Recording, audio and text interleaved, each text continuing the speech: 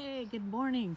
Eagle Song here, and spring has really sprung here at RavenCroft Garden, and I just want to invite you to see the garden with me this morning as I take a little bit of a walk through.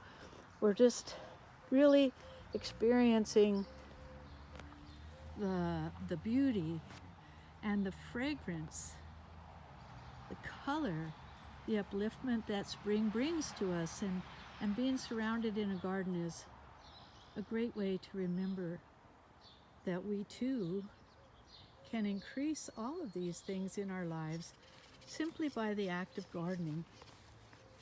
All right, we're going to come around. I've been a little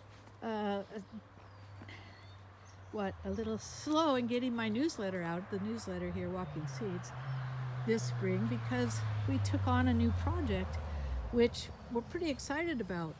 We've been growing most of our starts in this small greenhouse over the last 5 or 6 years, and this winter the idea to build a bigger greenhouse fell upon us, and so here we are.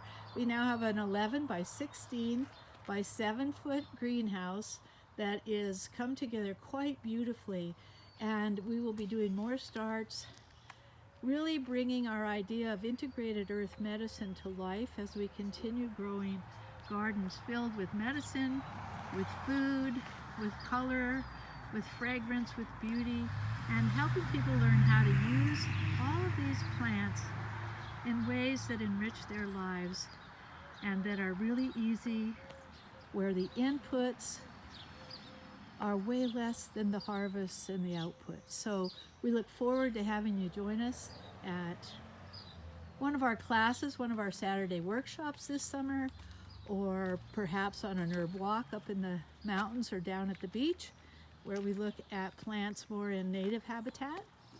And take a look. eaglesong-gardener.com. We have in-person classes and an online community for herb ally curious women.